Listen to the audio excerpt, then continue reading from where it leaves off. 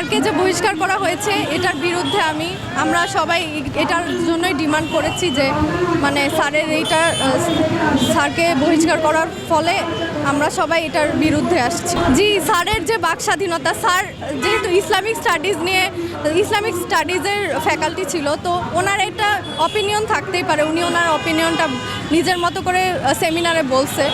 আর যেহেতু এটা এখানে ওনার মনে হয়েছে যে এই জিনিসটা আমাদের দেশের সাথে যায় না, আমাদের যে কালচার সেই কালচারের সাথে এটা যায় না, ইউরোপিয়ান কালচার আর বাংলাদেশের কালচারের সাথে মানে ইউরোপিয়ান কালচার বাংলাদেশের ভিতর চলে আসতেছে। এটা দেখে স্যারের মনে হলো যে এটা আমাদের বাংলাদেশের জন্য প্রতিবাদ করা উচিত। এই কারণেই স্যার এটা করছে, প্রতিবাদ স্বরূপ এটা করলেন স্যার।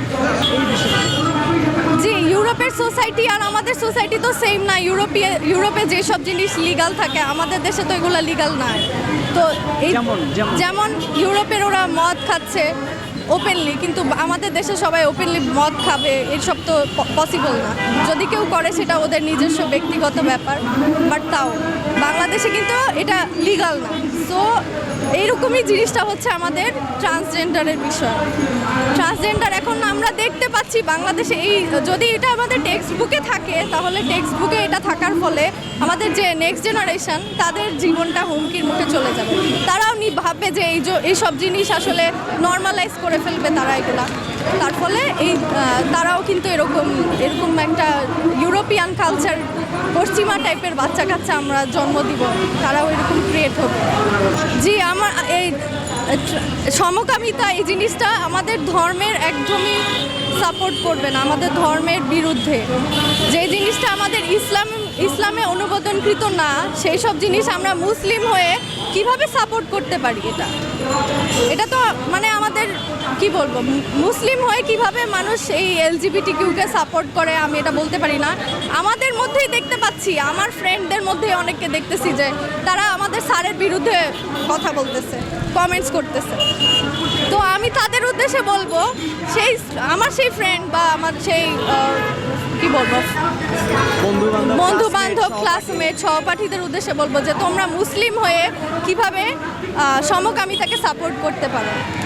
আবার বলতে পারো যে না আমরা মুসলিম, তোমরা নিজেদেরকে কিভাবে মুসলিম হিসেবে দাবি করতে পারো?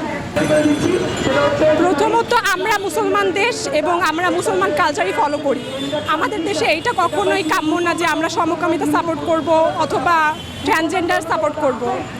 এখানে মানে ইস্যুটা যে তৈরি হয়েছে আমার কাছে মনে হচ্ছে যে এটা প্রোটেস্ট করা ঠিক আছে, কারণ আমাদের দেশে বর্তমানে খুব নর্মালাইজভাবে নেওয়া হচ্ছে, যেটা আমাদের ফিউচার প্রজন্মের জন্য কখনোই ভালো না। সেই জন্য আমার মনে হচ্ছে যে এই প্রোটেস্টটার দরকার ছিল।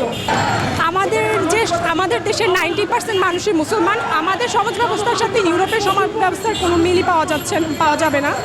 তো আমাদের সমাজে যদি এখন এগুলোকে সাপোর্ট করা হয়, সমকামিতা বা LGBTQ সাপোর্ট করা হয়, তাহলে দেখা যাবে আমাদের সমাজ ব্যবস্থাটাই ভেঙে পড়বে। তাই আমাদের উচিত এটা প্রোটেস্টটা তৈরি করা, এটাই আমাদের উচিত। আমাদের দেশের ব্র্যাক ইউনিভার্সিটিতে লেখাই আছে যে আমাদের প্রথম হচ্ছে আমাদের কোনো রকম যেটা হচ্ছে অ্যান্টি কালচারাল কোনো কিছু ফলো করা যাবে না। যেহেতু আমরা বাংলাদেশে থাকি এবং আমরা মুসলমান দেশ, আমাদের দেশে সবার প্রথমে প্রায়োরিটি হবে আমাদের নিজেদের দেশটাকে, সবার ফার্স্টে প্রায়োরিটি দেওয়া উচিত। তো আমার কাছে মনে হয় না যে খুব একটা প্রবলেম হবে।